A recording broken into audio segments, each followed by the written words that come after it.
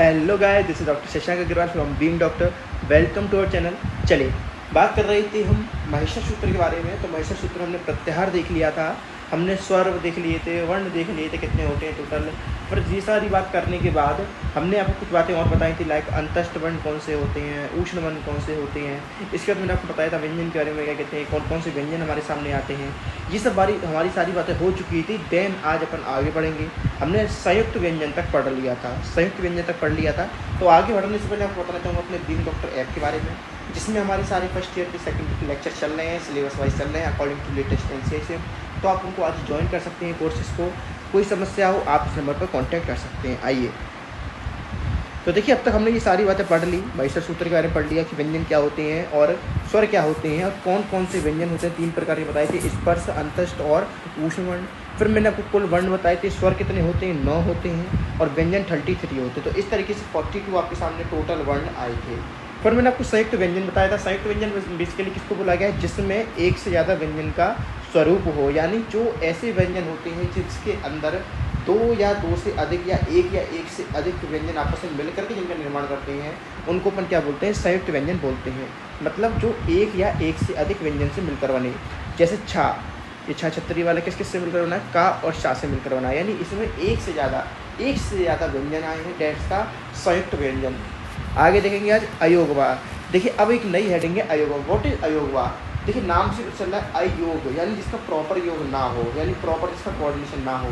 तो अयोगवा उनको बोला गया ऐसे वर्ण, ऐसे शब्द जिनका वर्णन महिषा सूत्र में नहीं आया। मतलब ऐसे शब्द जो महिषा सूत्र में नहीं बताए गए। यानी जो हमने 14 महिषा सूत्र पढ़े, उनके अंदर कुछ शब्द ऐसे हैं, कुछ वर्ण, कुछ चिन्ह ऐसे हैं जो नहीं बताए गए, लेकिन हमको पढ़ने की आवश्यकता है क्योंकि हमारी जनरल वोकैबुलरी में काम आते हैं वो। तो कौन कौन से, आइए जानते हैं। तो पहला इसमें से आता है अनुस्वार। सर, व्हाट इज अनुस्वार? देखिए, अनुस्वार एक तरीके का सिंबल है। सिंबल किस तरीके का सिंबल है, इस तरीके का, यानी एक डंडा, इसके ऊपर बिंदी।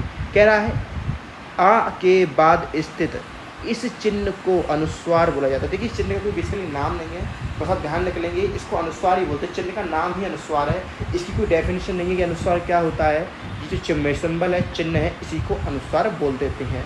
अगला है विसर्ग। विसर्ग बहुत फेमस है, जो आप लोगों ने सुना होगा। जनरली आप लगाते भी हैं संस्कृत में, तो इस टाइप की लगा देते हैं। देखिए, अगर मैं इसको देखूँ तो इस टाइप की रचना होती है, इस टाइप की।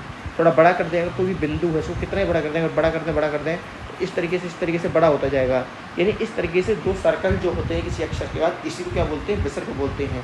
अगला है अर्ध विसर्ग। देखिए, विसर्ग और विसर्ग का आधा क्या होता है, अर्ध विसर्ग। यानी अगर विसर्ग का आधा कर दो क्या बन जाएगा, अर्ध विसर्ग। तो क्या कर दो, इसको काट दो, तो इसको बाहर निकालो और इस गोली को बाहर निकालो, तो इस तरीके से कुछ स्ट्रक्चर बनता है। इसी को क्या बोलते हैं, अर्ध विसर्ग। तो यही कह रहा है, विसर्ग से आधे स्वरूप को, या जो विसर्ग को जब आपने बीच में से काट दिया तो जब आपका आधा स्वरूप बचा, उसी को आप अर्ध विसर्ग बोलोगे। ठीक है, तो अर्ध विसर्ग का सिंबल ये आ गया। तो कैसे आया है, ये कुछ नहीं करा, बस आपने 2 सर्कल लिए, इनको बीच में से काट दिया, तो एक ये सिंबल ऊपर वाला, एक ये सिंबल नीचे वाला, यानी एक ये, इस तरीके से सिंबल निकल कर आता है। अब जो अर्ध विसर्ग होते हैं 2 प्रकार के होते हैं, एक होते हैं जिह्वामूलीय, एक होते हैं उपधमानी। सिंपल सी बात है। देखिए, जिह्वामूलीय और उपधमानी में क्या अंतर है, तो देखिए दोनों है तो अर्ध विसर्गी, यानी दोनों के अंदर अर्ध विसर्ग आएगा। तो आप कैसे पहचानेंगे कौन से जिह्वामूलीय हैं और कौन से उपधमानी है। अभी जितना सिलेबस है मैं आपको उतना बता रहा हूँ, जब इनकी एप्लीकेशंस की बात आएगी तब बताया भी जाएगा, लेकिन फिलहाल जितना सिलेबस है उतना आपको जान लेना है। This is your more than enough. 2 number में या 3 नंबर क्वेश्चन आ जाता है कि इससे पहले अर्ध विसर्ग बताओ, तो अर्ध विसर्ग के दोनों प्रकार के जो दोनों प्रकार है उनका वर्णन करो। तो आप 3 नंबर में, 2 नंबर में इतना कंटेंट आराम से लिख देंगे तो आपको पूरे नंबर मिल जाएंगे। अब देखिए, जिह्वामूलीय उपधमानी में अंतर क्या है, ये बात कर रहे थे, तो ध्यान रखोगे, अगर का और खा से पहले, अगर का और खा से पहले अगर अर्ध विसर्ग आ रहा है तो उसको अपन बोलते हैं जिह्वामूलीय। जैसे एग्जाम्पल दे रहा है, बालकः क्रीडति, बालकः क्रीडति, तो इसमें क्या कहते हैं, का से पहले अर्ध विसर्ग आया, डेट इज द जिह्वामूलीय, डेट इज द जिह्वामूलीय। जैसे हमने पढ़ा था कि अगर का या खा से पहले आएगा तो उसको अपन क्या बोलेंगे, जिह्वामूलीय। अगला है उपधमानी। इसमें क्या होता है, पा या फा से पहले आता है। जैसे बालक पठति, बालकः पठति, तो इसमें पा से पहले ये सिंबल आया है, और ध्यान रखेंगे डेट इज द उपधमानी है। तो ध्यान रखेंगे जिह्वामूलीय और उपधमानी में क्या अंतर है। तो जिह्वामूलीय में का या खा से पहले अर्ध विसर्ग आता है, और उपधमानी में पा और फा से पहले अर्ध विसर्ग आता है। तो इतना डिफरेंस आपको पता होना चाहिए। सबसे पहले हमने पढ़ा आयोगवा। आई योगा में हमने बताया कुछ ऐसे हैं, कुछ वर्ण ऐसे हैं, कुछ शब्द ऐसे हैं जिनका वर्णन माहेश्वर सूत्र में नहीं आया लेकिन पढ़ना आवश्यक है। पहला अनुस्वार था, सिंबल बताया, घंटे के ऊपर बिंदी लगी रहती है। अगला विसर्ग था, इसमें 2 गोले की तरह स्ट्रक्चर थे। उसके अगला अर्ध विसर्ग था, विसर्ग का आधा कर देना, अर्ध कर देना, हाफ कर देना, क्या कहलाता है? अर्ध विसर्ग कहलाता है। अर्ध विसर्ग 2 प्रकार का बना, जिब्बा मूली उपदमानी है। जिब्बा मूली बताया मैंने, का या खा से पहले अगर अर्ध विसर्ग आ रहा है तो जिब्बा मूली कहेंगे। जैसे बालकः क्रीडति, तो इसमें क्री यानी का से पहले जो सिंबल आया है डेट इज द अर्ध विसर्ग, तो इसको अपन ने क्या बोलते हैं? जिब्बा मूली है। और अगर पा और फा से पहले आता है डेट इज द उपदमानी है। इतनी सी बात थी। अब बात करेंगे यम की। यम क्या होता है? देखिए, मैंने आपको कल भी 5 वर्ग के नाम बताए थे, कु वर्ग, चू वर्ग, टू वर्ग, टू वर्ग और पू वर्ग। ये 5 वर्ग होते हैं। देखिए 5 जो वर्ग हैं, 5 वर्ग, एक वर्ग के अंदर 5 अक्षर होते हैं, यानी 5 वर्ग और एक वर्ग के अंदर 5 अक्षर हैं, तो 5 के अंदर 25 अक्षर हो गए। बस इतनी सी बात है। उस वर्गों का भी डिस्कशन नहीं करना, जितना काम को उतना समझ चलेंगे, सिंपल रखेंगे बातों को। जो हमारी बातों करना तरीका है बिल्कुल सिंपल रखेंगे कि सर हमने 5 वर्ग देखे, कु वर्ग, चू वर्ग, टू वर्ग, टू वर्ग और पू वर्ग।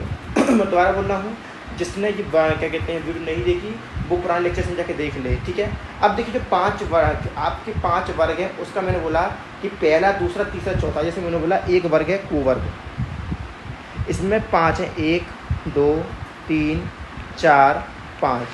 अगर इसमें 1 या 2 या 3 4 आ रहा है, इनमें से कोई भी आ रहा है, जैसे 1 या 2 3 4 में से पहले, जैसे एग्जाम्पल ले रहा है पलिकनी, ठीक है। जैसे एक सूत्र दे रखा है, ये सूत्र समझने के लिए कि 1 2 3 4, इसके दोबारा बाद अगर 1 2 3 4 बाद आ रहा है और लास्ट में उसका 5वां वर्ण आ रहा है, तब जा कर के जो दूसरे नंबर पे आया है इसको आप यम वर्ण बोलेंगे। दोबारा समझेंगे सर क्या बोलना चाह रहे हैं, दोबारा बताइए। तो मैं ये बोलना चाह रहा हूँ कि अगर इन 5 वर्गों में से कोई 1 2 3 4, मतलब इन वर्गों में से कोई पहले नंबर का, दूसरे नंबर का, तीसरे नंबर का, चौथे नंबर का कोई भी एक वर्ण आ रहा है और इसके बाद वही रिपीट हो रहा है 1 2 3 4 में से, और लास्ट में 5वां वर्ण स्थित है, तो आप उसको दूसरे नंबर पर स्थित है उसको यम बोलेंगे। जैसे मैंने बोला पलिकनी का एग्जाम्पल है, तो ये का क्या है? ये कु वर्ग का पहला अक्षर है, क्योंकि पहला अक्षर क्या होता था कु वर्ग में?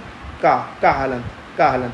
तो ये पहला है, इसके बाद का दोबारा रिपीट आ गया, यानी 1 के बाद ये 1 था, 1 के बाद दोबारा 1 आया और लास्ट में आ गया ना, और ना कौन सा था? 5वां, यानी 1 1 के बाद 1 फिर 5, यानी यहाँ पर 1 फिर 1 फिर 5। तो ये वाला जो 1 होगा दूसरा वाला, इसको यम बोलेंगे। तो यही लिख रहा है, ये दूसरा वाला जो का है इसको यम बोलेंगे, यानी 1 के बाद 1 आया, यानी सेम रिपीट हुआ, यानी 1 2 3 4 में से अगर यहाँ पर 2 2 आता, 2 2 आता तब भी इसको यम बोलते। यम किसको बोलते? दूसरे वाले को। अगर यहाँ पर 3 3 5 आता तो भी इसको यम बोलते। लास्ट में 5 भी आना चाहिए, यहाँ पर और यहाँ पर 1 2 3 4 में से कोई भी आ जाए। दोबारा समझेंगे यम में क्या हो रहा है? 1 2 3 4 1 2 3 4 5, यानी क्या कहते हैं जो वर्ग है उसका पहला, दूसरा, तीसरा, चौथा वर्ण आए, और उसी के बाद 1 ये 2 3 4 में से कोई वर्ण आए और लास्ट में 5वां वर्ण आ जाए, तो दूसरा वाला जो होगा 1 2 3 4 उसको अपन क्या बोलते हैं? यम बोलते हैं। सिंपल है।